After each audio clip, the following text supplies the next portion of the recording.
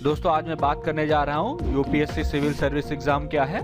इसके बारे में आपको डिटेल में जानकारी दी जाएगी कि यूपीएससी सिविल सर्विस एग्जाम क्या है तथा इस एग्जाम के लिए एजुकेशन क्वालिफिकेशन क्या होनी चाहिए और एज लिमिट कितनी होनी चाहिए तथा इसका सिलेबस क्या होगा तथा प्रीवियस ईयर के कट ऑफ क्या हैं, इसके बारे में आपको डिटेल में जानकारी दी जाएगी। लेकिन इससे पहले अगर आप इस चैनल पर नए हैं तो इस चैनल को सब्सक्राइब जरूर कर लें और बेल आइकन को हिट कर दें, जिससे आपको सभी लेटेस्ट वीडियोस का नोटिफिकेशन सबसे पहले मिल सके। तो चलिए बात करते हैं यूपीएससी सिविल सर्विस एग्जाम क्या है। तो चलिए बात करते हैं यूपीएससी सिविल सर्विस एग्जाम क्या है। यूपीएससी का पूरा नाम लोक संघ सेवा आयोग है, जिसके द्वारा जो है सिविल सेवा परीक्षा आयोजित की जाती है। और सिविल सेवा परीक्षा जो है एक राष्ट्रव्यापी प्रतियोगिता परीक्षा है। इस प्रतियोगिता के द्वारा भारतीय प्रशासनिक सेवा जैसे आईएएस, भारतीय वन सेवा आईएफएस और भारतीय पुलिस सेवा आईपीएस व अन्य सिविल सेवाओं के लिए भारतीय युवाओं का चयन किया जाता है। प्रत्येक वर्ष यूपीएससी द्वारा निम्नलिखित सेवाओं में अधिकारियों के चयन के लिए भर्ती परीक्षा आयोजित की जाती है। ये सेवाएं इस प्रकार हैं: all India services, group A services और ग्रुप बी सर्विसेज। अब बात करते हैं इन सर्विसेज के अंदर कौन कौन से डिपार्टमेंट्स आते हैं। ग्रुप ए सर्विसेज की बात करें तो इसमें इंडियन एडमिनिस्ट्रेटिव सर्विसेज यानी कि आईएएस ऑफिसर और Indian police services IPS officer और Indian forest services IFS officers की पोस्ट होती हैं। वहीं पर अगर ग्रुप ए सर्विसेज की बात करें तो इसमें जो है Indian forest service officer, revenue service officer, corporate law service officer और audit and accounting service officer तथा civil account officer, railway account officer, defence accounts officer, finance, postal और वायर अकाउंट ऑफिसर तथा इसके साथ साथ पोस्टल सर्विस ऑफिसर और ordnance factory administrative officer, defence state service officer तथा railway protection force administrative service officer की post आती हैं। अब बात करते हैं ग्रुप बी सर्विसेज की। तो इसके अंतर्गत arm force headquarter civil service officer तथा पांडिचेरी सिविल सर्विस और पांडिचेरी पुलिस सर्विस ऑफिसर्स की पोस्ट आती हैं। अब बात करते हैं इस परीक्षा के लिए कौन कौन से लोग आवेदन कर सकते हैं। तो बात करें एजुकेशन क्वालिफिकेशन की तो यूपीएससी सिविल सर्विस परीक्षा के लिए अभ्यर्थियों को केवल स्नातक यानी कि ग्रेजुएट पास होना चाहिए। इस परीक्षा के लिए किसी विशेष विषय से पास होना अनिवार्य नहीं है। इसके लिए सभी छात्रों को केवल स्नातक पास होना चाहिए किसी भी विषय से। और इस परीक्षा में अपेयरिंग कैंडिडेट भी आवेदन कर सकते हैं, यानी कि जो अपने ग्रेजुएशन के लास्ट ईयर में है वो कैंडिडेट भी आवेदन कर सकते हैं। अब बात करते हैं यूपीएससी सिविल सर्विस एग्जाम में कितनी बार बैठ सकते हैं, यानी कि एक अभ्यर्थी कितनी परीक्षाएं दे सकता है। तो सामान्य कैटेगरी यानी कि जनरल कैंडिडेट 6 बार यूपीएससी सिविल सेवा परीक्षा दे सकते हैं। वहीं पर अन्य पिछड़ा वर्ग यानी कि ओबीसी छात्र 9 बार यूपीएससी सिविल सर्विस एग्जाम दे सकते हैं तथा अनुसूचित जाति और अनुसूचित जनजाति के उम्मीदवारों के लिए कोई भी नियम नहीं है। अब बात करते हैं नेशनलिटी की।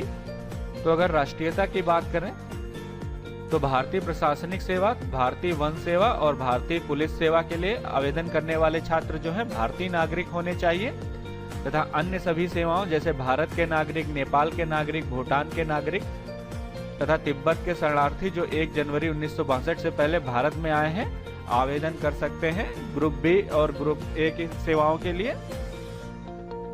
आइए अब बात करते हैं एज लिमिट यानी कि आयु सीमा की। तो एज लिमिट के लिए न्यूनतम आयु 21 वर्ष निर्धारित की गई है और अधिकतम आयु 32 वर्ष होनी चाहिए, यानी 21 से 32 साल के बीच के उम्मीदवार इस परीक्षा के लिए आवेदन कर सकते हैं। वहीं पर अनुसूचित जाति और अनुसूचित जनजाति के छात्रों को आयु सीमा में 5 वर्ष की छूट दी जाएगी तथा अन्य पिछड़ा वर्ग यानी कि ओबीसी कैंडिडेट को आयु सीमा में 3 वर्ष की छूट दी जाती है। और इस सैन्य क्षेत्र में सेवाएं दे चुके उम्मीदवारों को, जिन लोगों ने भारतीय सेना में कम से कम 5 वर्ष या इससे अधिक सेवाएं दी हैं, उनको आयु सीमा में 5 वर्ष की छूट दी जाती है। अब बात करते हैं UPSC civil service exam pattern की। तो यूपीएससी सिविल सेवा परीक्षा जो है 3 चरणों में होती है। प्रथम चरण में प्रारंभिक परीक्षा होती है, द्वितीय चरण में मेंस परीक्षा होती है और तृतीय चरण में जो है आपका साक्षात्कार यानी कि इंटरव्यू होता है। प्रारंभिक परीक्षा में 2 पेपर होते हैं। पहला पेपर सामान्य अध्ययन प्रश्न पत्र 1 दूसरा पेपर सामान्य अध्ययन प्रश्न पत्र 2 जिसे सीसेट बोला जाता है। अब बात करें अगर सामान्य अध्ययन प्रश्न पत्र 1 की, तो इसमें जो है टोटल 100 क्वेश्चन पूछे जाते हैं जो कि 200 नंबर के होते हैं और इस पेपर को हल करने के लिए 2 घंटे का टाइम दिया जाता है तथा इस एग्जाम में जो है निगेटिव मार्किंग होती है। प्रत्येक गलत आंसर के लिए 1/3 नंबर जो है काट लिए जाते हैं। वहीं पर अगर सी सेट की बात करें तो सी सेट में टोटल 80 क्वेश्चन पूछे जाते हैं जो कि 200 नंबर के होते हैं और इसके लिए 2 घंटे का टाइम दिया जाता है। इसमें भी निगेटिव मार्किंग होती है, 1/3 निगेटिव मार्किंग होगी। अब बात करते हैं मेंस एग्जाम की। तो मेंस एग्जाम में 9 प्रश्न पत्र होते हैं जिसमें से 2 केवल क्वालिफाइंग होते हैं और 7 जो है तथा 7 पेपर से आपकी मेरिट बनती है। तो सबसे पहले बात करते हैं क्वालिफाइंग पेपर की, पेपर ए और पेपर बी। पेपर ए जो है अनिवार्य भारतीय भाषा का होगा जो 300 नंबर का होगा और पेपर बी जो है अंग्रेजी का होगा, यह भी 300 अंक का होगा। अब बात करते हैं पेपर 1 की। पेपर 1 जो है आपका निबंध का होगा, इसमें आपसे निबंध पूछे जाएंगे जो कि 250 अंक के होंगे।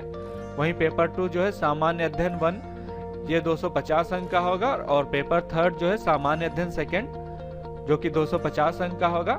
वहीं पर चौथा पेपर सामान्य अध्ययन 3 का होगा, ये भी 250 अंकों का होगा और 5वां पेपर सामान्य अध्ययन 4 होगा जो कि 250 अंक का होगा। इसके बाद छठा और 7वां पेपर जो है वैकल्पिक विषय होंगे। आपको वैकल्पिक विषय चुनने होंगे, यानी कि आप अपनी इच्छा के अनुसार कोई विषय चुन सकते हैं। ये दोनों पेपर 250 अंक के होंगे। जो उम्मीदवार मेंस क्वालिफाई कर लेंगे उनको साक्षात्कार यानी कि इंटरव्यू के लिए बुलाया जाएगा और इंटरव्यू के बाद जो है मेरिट लिस्ट बनाई जाएगी। उस मेरिट लिस्ट के आधार पर आप लोगों का सिलेक्शन किया जाएगा। तो ये थी यूपीएससी सिविल सर्विस एग्जाम की जानकारी। इसके साथ ही अगर यूपीएससी सिलेबस की डिटेल में जानकारी चाहते हैं तथा यूपीएससी की तैयारी करने के लिए बेस्ट बुक्स की जानकारी चाहते हैं और प्रीवियस ईयर कट ऑफ की डिटेल में जानकारी चाहते हैं, तो इन सभी के लिए मैंने वीडियो बनाए हैं जिसके लिंक इस वीडियो के डिस्क्रिप्शन में दिए हुए हैं। आप सभी वीडियोस को देखकर डिटेल में जानकारी ले सकते हैं। और अगर ये वीडियो आपको अच्छा लगा हो तो इसे लाइक जरूर करें। ये वीडियो देखने के लिए और मेरे साथ बने रहने के लिए आपका बहुत बहुत धन्यवाद।